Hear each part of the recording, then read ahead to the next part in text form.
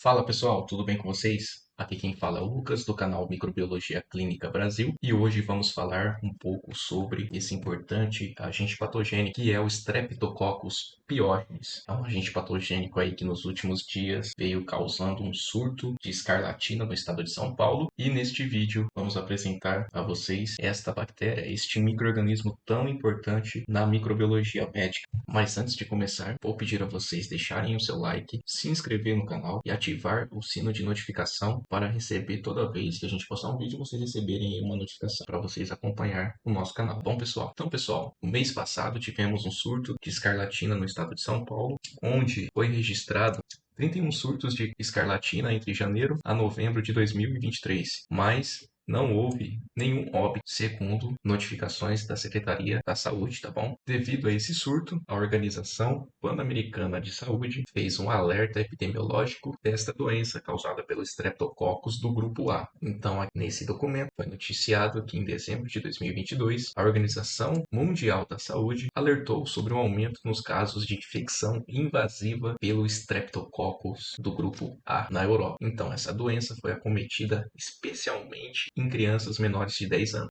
Então, o resumo da situação, né?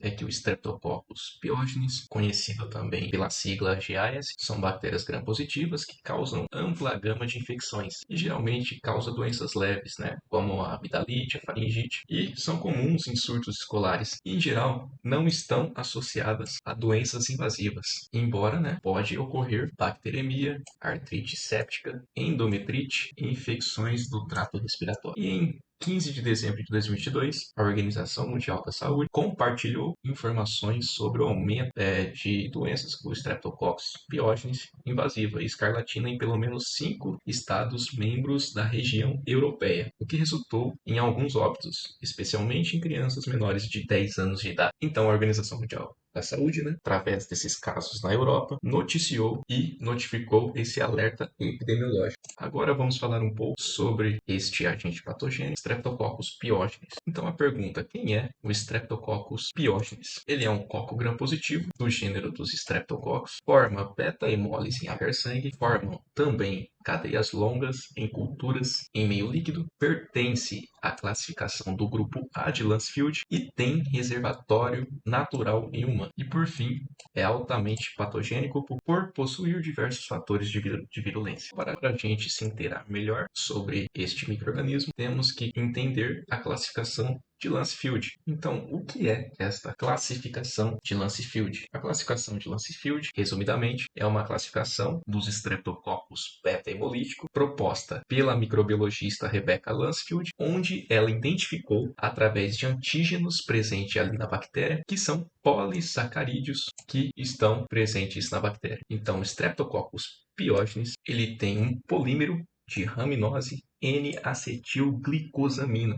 Só para caso de curiosidade, explicando aqui nesta tabela, o Streptococcus agalacti tem um outro polímero chamado de raminose glicosamina e galactose. Então observem que cada um destes Streptococcus possui um polissacarídeo específico, que assim classifica cada um em letras, tá bom? Então tem o grupo A, tem o grupo B, o grupo C, o grupo D e o grupo E. Então, através dessa classificação, foi possível diferenciar os Streptococcus beta-hemolítico. Então, o Streptococcus pyogenes é conhecido como Streptococcus beta-hemolítico do grupo A, devido à presença deste antígeno. Agora, vamos falar dos fatores de virulência deste micro-organismo, que é tão importante, né? Pois é através desses fatores que o Streptococcus consegue causar toda a patogenicidade em nós humanos.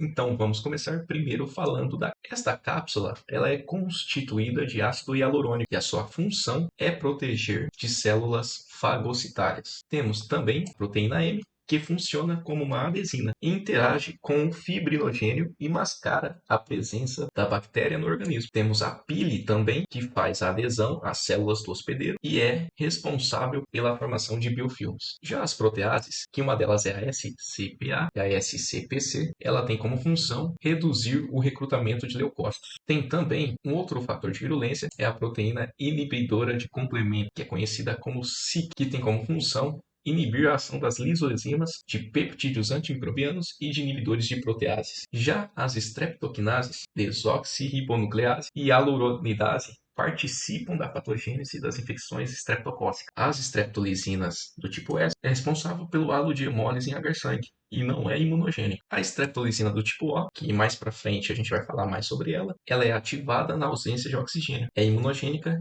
e causa lise em hemácias, leucócitos e outras células. Temos também as exotoxinas pirogênicas, que são superantígenos responsáveis pelo eritrema na escarlatina e geralmente estão associadas ao gene M1 e M3.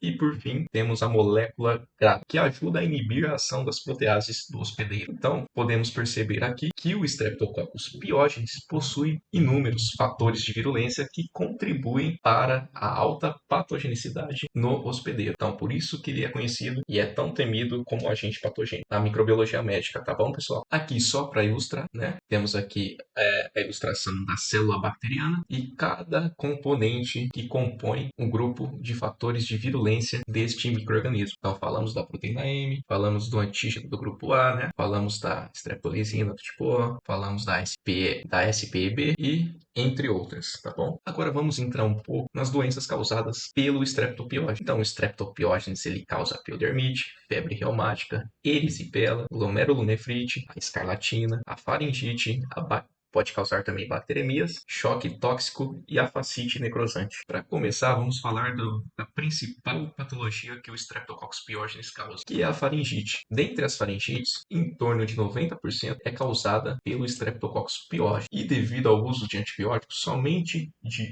1 a 3% evoluem para complicações mais graves, sendo as mais comuns são as otites, mastoidites e bacteremias. A infecção geralmente é transmitida por gotículas infectadas e as faringites podem ser acompanhadas da escarlatina. Então, essa doença ela começa com faringite e a escarlatina pode ser uma manifestação após 2 dias do início da infecção.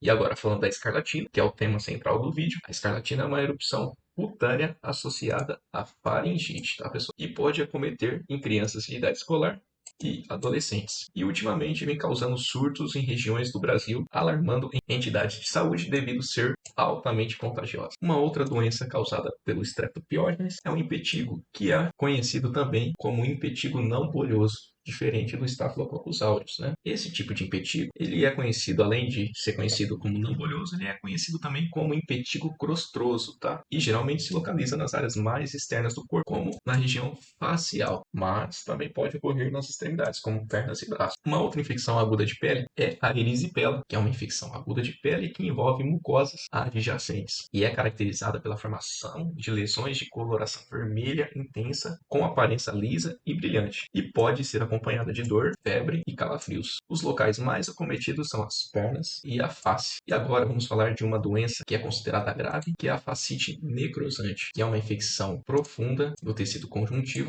subcutâneo, tá, pessoal? Que se caracteriza pela destruição do tecido muscular e gorduroso e se dissemina ao longo do plano facial. Então, acredita-se que a protease SPEP seja um importante fator neste processo. E a fascite necrosante é uma doença grave que pode ser evoluída para o óbito, tá bom? Então, em casos mais graves de infecções por Streptopiógenes, pode evoluir para a fascite necrosante, tá, pessoal? Dentre as doenças pelo Streptococcus pyogenes, tem aquelas que são consideradas como doenças não supurativas, que são as sequelas pós-estreptocócica, onde ali os produtos deixados ali por sequelas da reação imunológica do Streptopiógenes pode ser depositado esses produtos e causar uma inflamação. E uma delas é a febre reumática, que é caracterizada por lesões inflamatórias que envolvem o coração e as articulações. É uma doença imunológica, pois existem similaridades nas estruturas de antígenos dos tecidos cardíacos e aos tecidos estreptocócicos.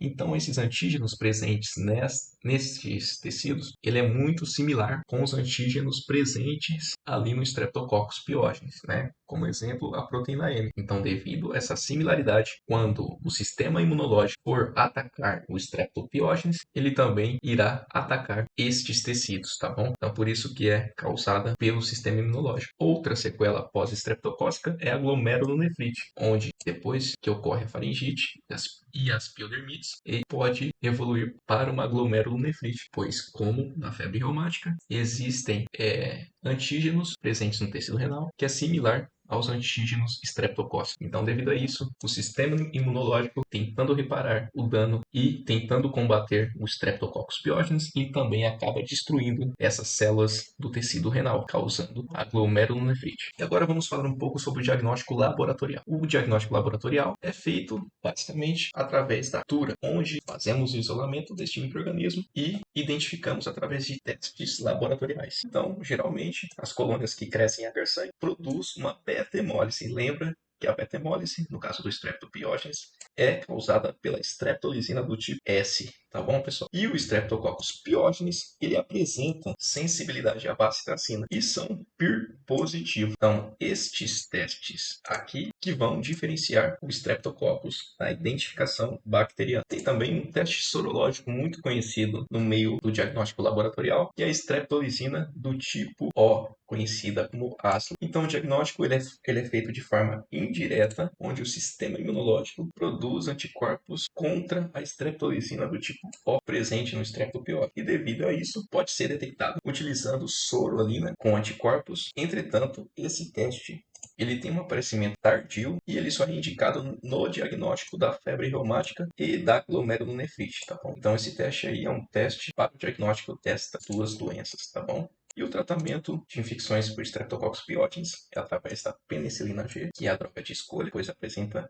boa atividade contra a maioria das cepas isoladas do Streptococcus pyogenes. Temos também a clindamicina, que é recomendada em quadros clínicos de alto risco. E, por fim, temos também a eritromicina, que é recomendada em pacientes que são alérgicos à penicilina. Entretanto, pode haver cepas que produzem mecanismos de resistência contra este antimicrobiano. Como exemplo, os mecanismos de resistência MLSBI e MLSBC. Estes mecanismos vamos deixar para falar detalhadamente para um outro vídeo. Comente aí embaixo, pessoal, se vocês querem que eu faça um vídeo sobre mecanismos de resistência, tá bom? E só para ter um adendo aqui, nos últimos anos tem havido um grande esforço da ciência para obter uma vacina capaz de proteger contra infecções estreptocóccicas. Os antígenos mais utilizados no preparo dessas vacinas é a proteína M e alguns casos parecem ser promissores, mas ainda não existe uma vacina licenciada. E aqui temos as nossas referências utilizadas nesse vídeo. Se você gostou, deixe o seu like, tá, pessoal? Não se esqueçam de se inscrever no canal e ativar o sino de notificação. E para terminar, peço para vocês nos seguir lá no Instagram e nos acompanhar também por lá, pois nosso perfil é voltado para falarmos de microbiologia e falamos de bacteriologia, infectologia, micologia e virologia. Então, diariamente postamos conteúdos sobre estes assuntos, pessoal. Então, confiram lá no Instagram nosso perfil e não se esqueçam de nos seguir lá, tá, pessoal?